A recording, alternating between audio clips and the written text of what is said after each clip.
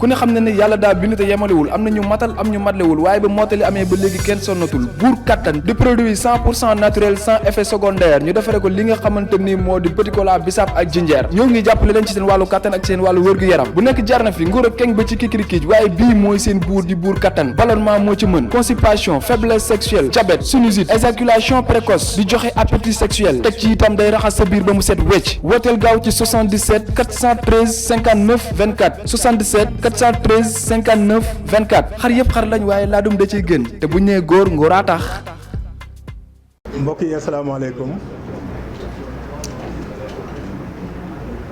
ñu ngi jël kàddu fii au nom du département de Dakar normalement Barthélémy Dias moo fi waroon toog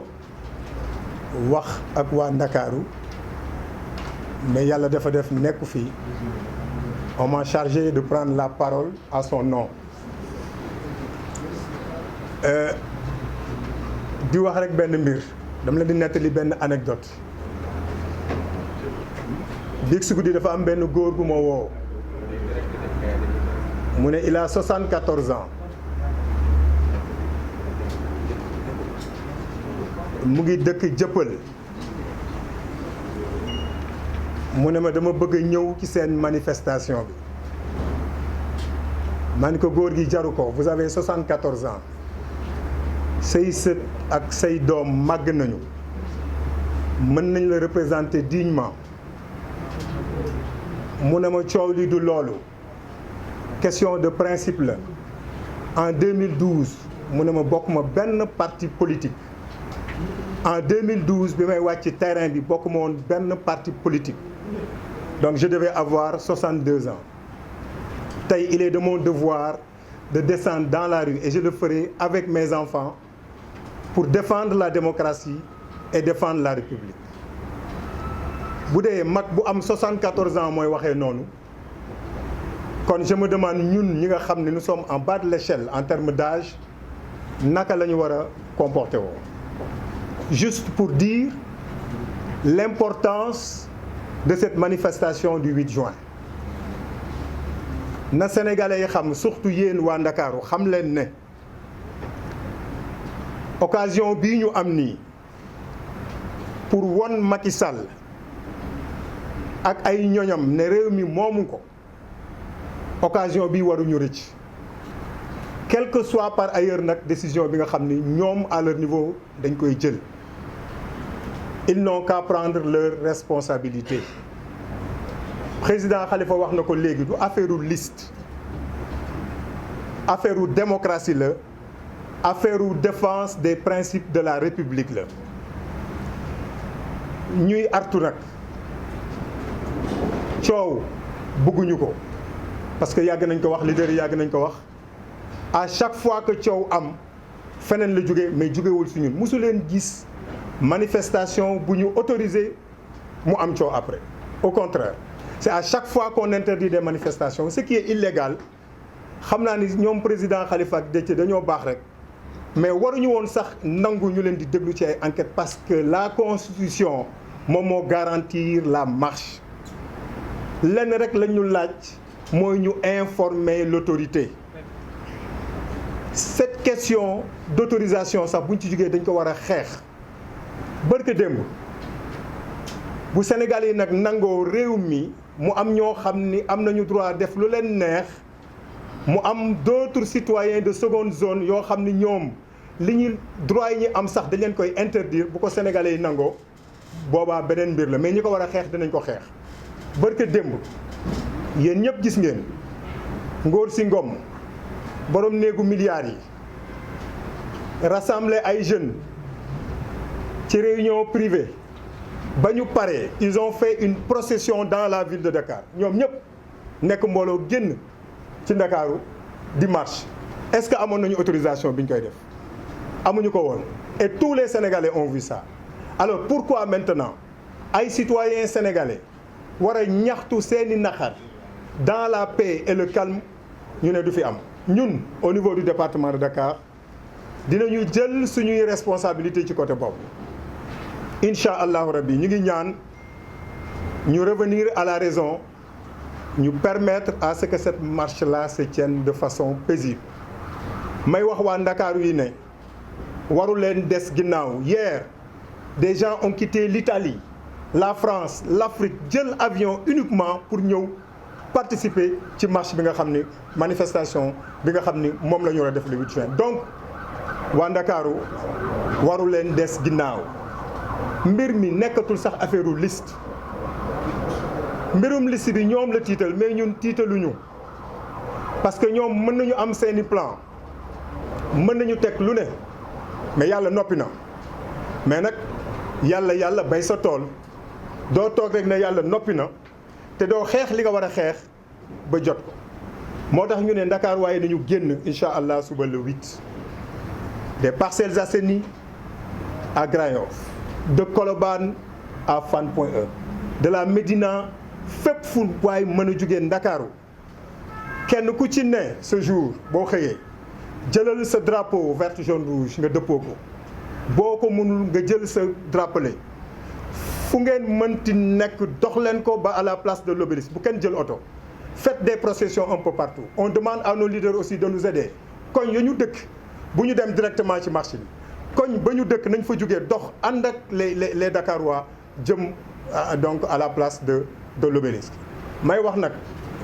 waa groupe Benno Bokk Yaakaar Ndakaaru seen image ngi nii Benno Bokk Yaakaar Ndakaaru nee ngeen ne yoo da ngeen di laajte këru nit ñi fu ñu dëkk. Abass Fall, El Malick, Déthié, président Sonko moom yéen ñëpp xam ngeen fu mu dëkk moom jarul sax ngeen koy président Khalifa xam ngeen fu mu dëkk. fii ñu dëkk yomb na xam man maa ngi dëkk Ouest Ouest fii derrière la station de Shell villa numéro 106 je vous attends les bras ouverts. Vous êtes devenus subitement courageux te am nañu information yi genn waa gi yëpp ñu ngi daw di làqatu ju la ngeen di làqatu ju marche pacifique jarul làqatu marche pacifique jarul ngeen di laajte kër jàmbur yi xam ngeen fi ñu dëkk comme nag da ngeen am lu fit ñu ngi leen di xaar du ñu tooñ kenn il n'en est pas question parce que musuñoo tooñ depuis qu'on a mis en place cette coalition il y a beaucoup de gens qui ne dorment plus mais musu leen dégg benn xeex bu jóge ci coalition Yewwi Askan Wi musul am manifestation bu amee les gens quittent paisiblement les lieux de la manifestation pour aller chez eux ñoom kay ñooy daje di dóorante di jamante ay paaka lu ne ñu di ko def parce que ils ont cette culture de la violence nous n'avons pas cette culture de la violence parce que ñu toog ci table bi ñëpp amul kenn ku ngeen mës a dégg mu jiite une manifestation violente te pourtant bu ñu neexee ñu def ko le peuple est avec nous mais quand même comme dañu aspirer gérer réew mi am na loo xam ni duñ ci dugg mais nag na kenn ku ci ne yam fi nga war a yam du ma guddal waa Ndakaaru suba bu soobee yàlla 200 000 personnes yi ñu soxlaw na jugee Ndakaaru le reste ça viendra des autres régions du pays ce jour-là c'est un jour boo xam ne war nañ fi jugee ñu restaurer définitivement la démocratie restaurer définitivement la république bi nga xam ne ñi fi nekk nga xam ne ndeysaan xam naa yàlla moo ngi leen nattoo rek waaye nag nattu bi dafa am fu muy yem te bëgg nañu le 8 incha allahu rabbi que Macky Sall ak i ñooñam xam ne ce pays là moomu ko nañ ko joxe woon incha allahu rabbi noonu la koy joxe maintenant à charge à lui de voir naka la koy joxe. bu fekkee nañ ko joxe woon noonu la ko nar a joxe alhamdulilah bu fekkee nag leneen la bëgg incha allah danañ ko ci fekk salaamaaleykum wa rahmatullah. Mesdames et messieurs de la presse nationale et internationale, notre pays, le Sénégal, est en train d'être agressé ou même est en train de subir l'une des plus violentes agressions de sa démocratie avec comme chef d'orchestre le président de la République Macky Sall et son ministre, le ministre de l'Intérieur Antoine Félix Diome. Et à ce titre, ma bëgg a wax ak sama moroomu jeunes yi ñu xam ni dafa am suñu maam Seydina Seydi Cheikh Ahmed Tidiane Sy Al Maktoum dafa ni à chaque jeunesse sa responsabilité, soit elle l'assume soit elle la fuit, demain l'histoire nous jugera. Et donc à cette jeunesse, je leur dis, à mon avis, visite au général de Gaulle, au Sénégal en 1958, il y avait des jeunes et qui ont réclamé l'indépendance au Sénégal. Ces jeunes-là ne doivent pas être plus dignes que nous. En 1963, le président Mamadou Dia, ils ne doivent pas être plus dignes que nous. 1983, 1988, nous avons abattu le code consensuel du feu juge Kéba Mbaye. Et ça, il faut que je fasse tout pour voir ce nous juger. Pour voir il est temps qu'ils prennent exemple sur le juge Kéba Mbaye. Et parole du le président Abdou Diouf, ces propos-là sont toujours frais. Quand il lui dit, Monsieur le Président de la République, les Sénégalais sont très fatigués. Et c'est ça la vérité. Les Sénégalais souffrent énormément. Et à cette jeunesse, je leur dis, les jeunes de 2000 ne doivent pas être plus dignes que nous. Les jeunes de 2012 et avant 2012, les jeunes du Tahaou Buntu Assemblée nationale le 23 juin 2011, ils ne doivent pas être plus dignes que nous. En tout cas, Man Mohamed Dien et tous les jeunes dans la coalition Yewwi Askan Wi, on n'acceptera pas que ces jeunes-là soient plus dignes que nous. Et nous avons une occasion, demain 8 juin 2022, Inch'Allah, de montrer aux Sénégalaises et aux Sénégalais que cette jeunesse de 2022 est digne et nous restons dignes. Depuis maintenant, et nous avons énormément de respect pour la fonction de président de la République Macky Sall,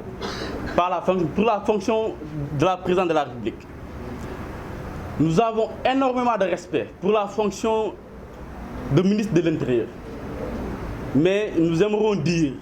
à ceux-là qui occupent respectivement la fonction de président de la République, à savoir M. Macky Sall, et la fonction du ministère de l'Intérieur, à savoir Antoine Félix Diome. Car nous sommes en direct. C'est un long processus.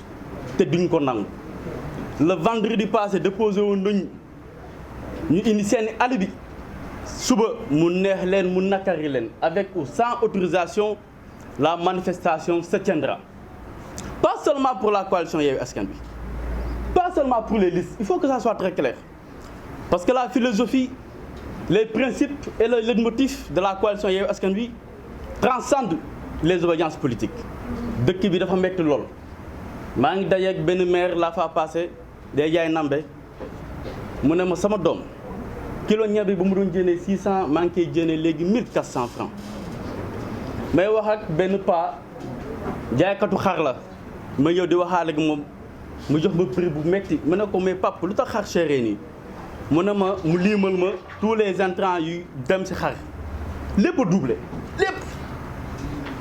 Il nous impose des mesures d'austérité te ba léegi jeunes yi di ma seetaan laay waxal gisoo leen fu le président de la République Macky Sall jëlee dogal pour wàññi parc automobile am gisoo leen fu mu jëlee dogal pour wàññi salaire ministre yi gisoo leen fu mu jëlee dogal pour wàññi per diem yi gisoo leen fu mu jëlee dogal pour dissoudre des institutions. En 2013-2012 amoon na fi inondation il a dissous le Sénat. Il y a actuellement problème yu gën a métti inondation te am na fi institution yu gën a ñàkk solo Sénat laalu ko tout simplement parce que dafa bëgg a caser ay nit ñam. Donc je dis à cette jeunesse là ak fu ñu mënti bokk qui qu'il soit et où qu'il soit ñu ngi leen ñi tàllal loxo di leen wax ni demain incha allahu rabbi nañu ñëw ci manifestation pacifique bi ñu solu comme ni ko sama doyen monsieur le maire Abbas Sall waxee yor suñuy drapeau vert jaune rouge jubali ku ci nekk place de l'Obélisque ñu bañ a sax jël oto nañu dox dem ba place de l'Obélisque nekk ak ànd ak suñu leader ànd ak ñoom ñu délivrer le message bu ñu bëgg a délivrer askanu Sénégal. Le mandataire national Déthié Fall wax na ko et on a également eu beaucoup d'échos qu'il y a une certaine jeunesse d'un certain pouvoir yu nekk di jéem a orchestrer des tentatives de sabotage de notre manifestation de demain. Nous sommes assez responsables. Les jeunes, nous sommes des jeunes assez responsables et les leaders sont des leaders très responsables. Et c'est pour ce cas-là que nous avons appelé à une manifestation pacifique. Et donc il revient à l'autorité publique d'encadrer cette manifestation-là pour que dérive bu am rek dérive bu am ñoom la parce que xam nañ ko identifié nañ leen te ñoom ak seeni autorité seeni DG ñoo nekk di orchestrer loolu pour ñëw yàq suñu manifestation. Et donc naturellement mejjum kanam borom moo koy fajal boppam ku ñu xoos ñu xuri la voilà bëggoon daanelee di wax la jeunesse l'histoire nous donne rendez-vous et on n'a pas le droit de faillir face à l'histoire jërë ngeen jëf. suñu mbokk journaliste yi ñi ngi am mbégte tey ñëw jël kàddu au nom de la jeunesse de Yewwi Askan Wi. Donc avant may commencer rek damay indi benn leeral parce que depuis processus bu ma amee problème ba léegi ñu ngi dégg ñu bëri di naan la jeunesse de l'opposition chère à Kano la les leaders danañ ñuy utiliser pour ñu porter ay combat yoo xam ne seen intérêt du si nekk. Je dirais que loolu c'est faux musul am parce que tey nous la jeunesse de l'opposition bokk si Yewwi Askan Wi nous sommes une jeunesse assez responsable, une jeunesse politique qui suit l'actualité, qui porte le combat de la démocratie depuis presque 5 ans mun naa ne c'est presque 10 ans ay jeunes ñi ngi si opposition bi kenn du leen dégg lu toj kenn du leen dégg lu saaga kenn du dégg lu poser ay actes yoo xam ne c'est des actes yoo xam ne c'est pas responsable. man mi di wax ak sama xarit bi fi jógee léegi Mohamed Dieng ak yeneen jeunes on a été investi si liste yi su nekkul liste nationale ñu ngi si liste départementale yi ak si liste de suppléants yi donc kon loolu ñuy wax amul. Sànq Mohamed wax na ko tudd na la jeunesse politique de l'opposition depuis 1960 ba léegi benn exemple rek laa joxe événement mars yi passé 14 jeunes deewoon nañ fukk ak ñeenti jeunes suñu moomu jeunes sont tombés pour la lutte de la démocratie au Sénégal. Jeunesse boobu mën na ko tàmm di wax fépp muy wax ils sont pas plus méritants que nous ñun nag pourquoi ñu jël kàddu gi tey ñeenti mbir la. On appelle à la jeunesse politique et à la jeunesse de manière générale du Sénégal di ko commencer ci étudiants yi ci commerçants yi ci bépp acteur socio-économique boo xam ne yaa ngi soucié wu pour Sénégal bu neex. lenn laa indi comme précision ñun suñu combat yëpp ak suñu marche pacifique yu ñu mës a def yëpp ñu ngi jot ay provocation d'ailleurs sax dama koy fi wax ci ay xibaar jot nañ ni kii di Bamba Fall mi ngi recruter ay nervi pour attaquer ñu donc lenn rek laa koy tontu ci loolu ak même commissaire Keita ex-commissaire Keita mi ngi préparer ay tentatives de sabotage pour suñu marche pacifique bu suba.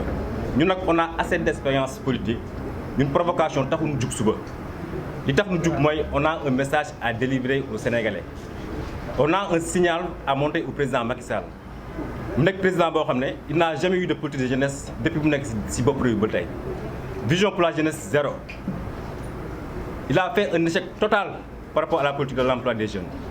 ba tey musul inquiété wu ci jeunesse bi musul jël des politiques yoo xam ne à part di leen woo ay conférences à part di leen dikk yoo xam ne musu ko gëm tout ce qui l'intéresse mooy xool nan la téye le pouvoir te moom su amoon gëm yàlla dëgg dina jox respect ak considération à la jeunesse aux étudiants ak tous les jeunes sénégalais parce que jeunes yi noo ko faloon en 2012 loolu xam na ko bu baax mais tey jeunes yi la njëkk toroxal par rapport à sa politique par rapport à sa stratégie ñun nag kon ñu ko waxee tout à l'heure rek suba incha allah c'est la fête de la démocratie ñu ñëpp génn à partir de 9h sol les couleurs nationales du pays génn accompagner nos leaders aller comme retour délivrer le message pour le Sénégal parce que tey je pense que tey di fi jot a am lépp ci un mois yi processus bi yëpp yéen presse bi yëg ko suñu mandataire national mi ngi nii bépp processus depuis ci dépôt liste yi ci parrainage yi ci correction yi lépp il a partagé ça à la presse donc tey nekk nu fi tey pour ñëwaat ci sur les investitures wala sur le problème de liste lu fi indi tey mooy woo Sénégal yi suba c'est la fête de la démocratie na ñëpp xëy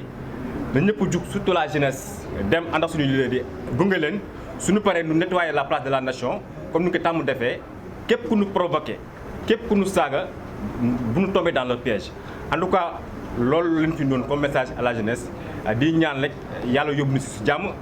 lépp lu tax ñu koy xeex par rapport à la démocratie suñu leader yi tey porté ko ñu nekk des références très responsables yàlla na suñu borom may na ko ñu réussir ko ba 2024 incha allah kii nekk fii di rey démocratie Sénégal mu jugee fii keneen ñëw fii incha allah jërëjëf. Ibrahima Thiam, je suis membre de la jeunesse de Yewwi Askan Wi, président national aussi de la jeunesse patriotique du Sénégal.